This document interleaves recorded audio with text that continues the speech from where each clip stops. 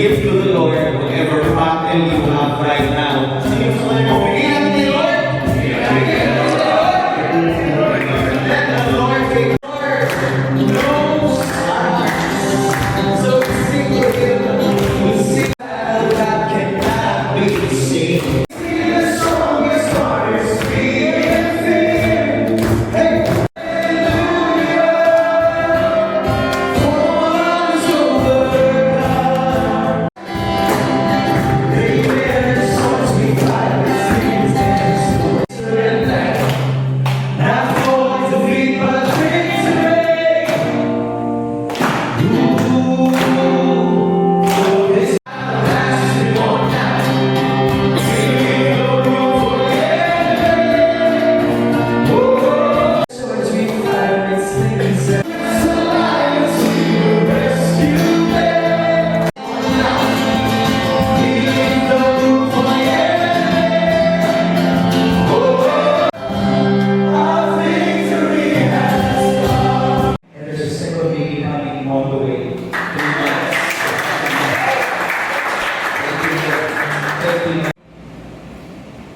I don't know, my dear friends, if you ask that question,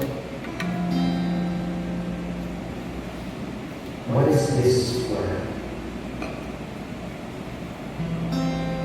And then I realized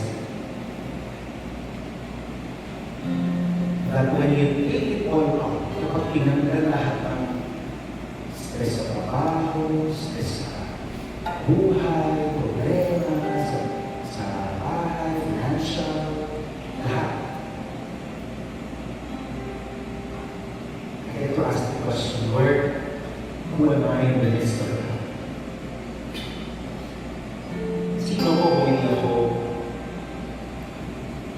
estudyante? Sino ko kung hindi ako kakay? Sino ko kung hindi ako kapatid? Sino ako? Who am I in the midst of this world?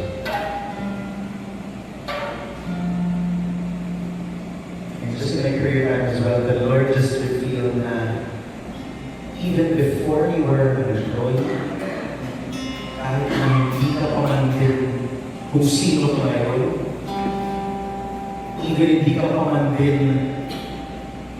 nag-a-achieve sa buhay. Before we were professionals, before we were ourselves, we are sons of God. We are children of the Lord. That's who we are. That's who we are. And today, my dear brothers, this is a safe space to be just who you are. Kung sino ka man, who you really are deep inside. This is a space for you just to be who you are in the presence of the Lord. Just open up yourself to that. You don't usually put your hands if it's something comfortable for you. We pray together, Lord. Here we are, your children. Before anything else, before any title, before any achievement, any responsibility, bago ang lahat ng ito, Panginoon, help us be reminded that we are your sons, your children. Right at this moment, we lay bare of all our difficulties, our battles, binibigay namin sa iyo. Pinapakita namin kung sino kami sa harapan mo, sa presensya mo, Panginoon. Help us realize that we are made for yours and yours alone, your glory, your honor. We open ourselves. We remove anything that is not from you today. Tanggalin mo lahat ng hiya, tanggalin mo lahat ng difficulties, distractions, remove anything that is not from you that will keep us from receiving your message today. As we worship you with all our hearts, in Jesus' name, in Jesus' name, amen. Jesus, I'm created to just touch the floor of you. Lord, above all, you are greater. In my weakness, you still call me yours. We are yours.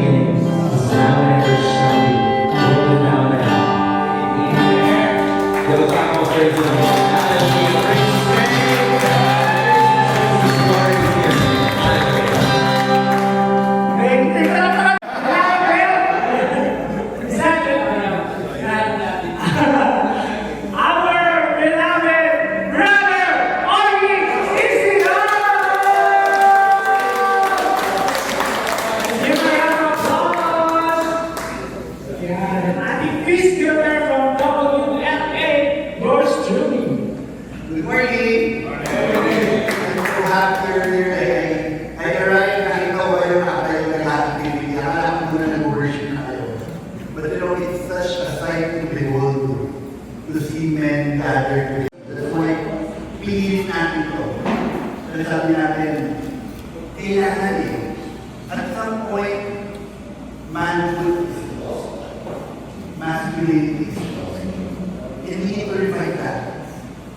Kailangan natin, we need to take charge.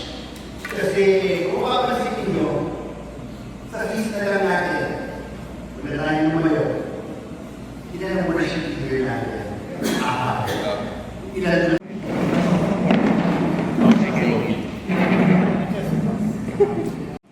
kung another feast, hello din, ating anong feast ka, mga asawa natin. Diba? Meron kasi tayong certain way of doing things. Bigyan ko kayo ng halimbawa. Sino dito may asawa na? Asawa na. Naranasan nyo lang sinama kayo ng asawa nyo sa isang event. Sinama ka ni Mrs. sa isang event. Tapos, event ito rin ang mga magkakaibigan babae.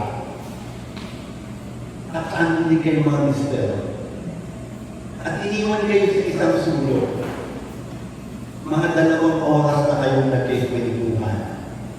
Tapos nung uwian na, tatanungin mo yung asawa mo, like, ano nga ko yung pangalan ng asawa ni Michelle? 2 oras kayo nagkwentuhan, pero never kayong nagpakilala sa isa't isa. Pero ang saya ng kwentuhan ninyo, alam mo nga kung saan siya nagtatrabaho, ilan ang anak nila, sino yung favorite niyang player sa basketball, pero hindi mo tinanong yung pangalan. Kasi ganun tayo. We were hardwired that way. Passage, tuturuan ka ng tatay mo magsuot ng necktie. Talaga, kapag nagpatuloy ka. Okay lang. Hindi naman siya talaga nag-project, di ba? Pero for some reason, it's alright. Pero somewhere along the way, we were wounded. Pero si Daddy, dahil kakapit sa kalokohan ng Riyak Mahal, feel the Jordan na inaalagaan ka.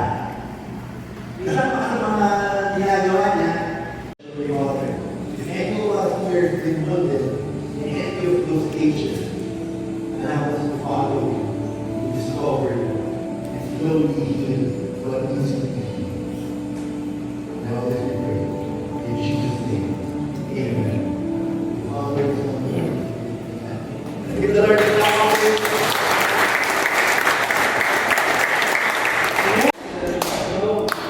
Si Philip, o si Papi, yan, si Rocky, at si Sen Red. Yan. Okay! Yan. Struggle na naman. To receive from my baptism through Christ our Lord. Amen. Okay. Si Vincent natin. Speaker, a husband, a father, a realtor, and builder of this PICC. Let's all welcome Brother Oliver.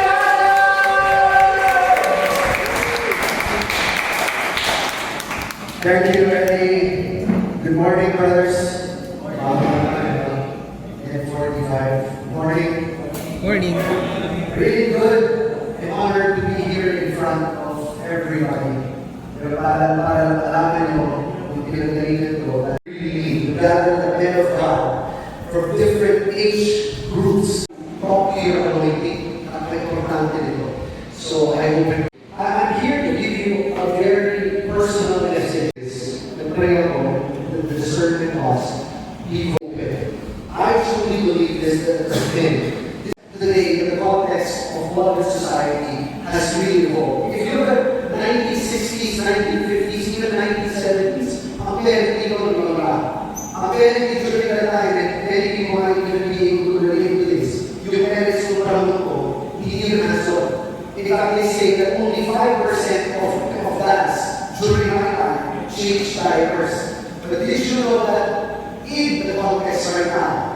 1,000 and up, again, for you to know, right now, Walter has 65% local exchange diapers. Ano yung kaya mga brothers? Nagmamagalit na ng diapers, what does that tell us? Lakas ng ESPN eh.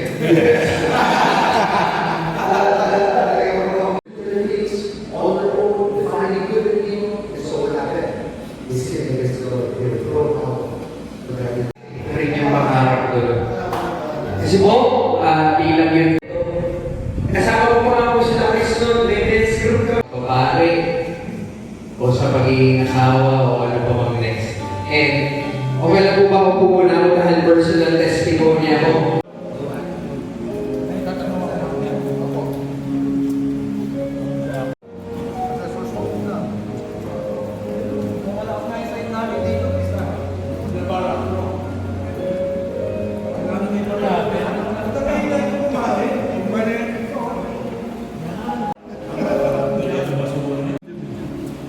Nag-block na.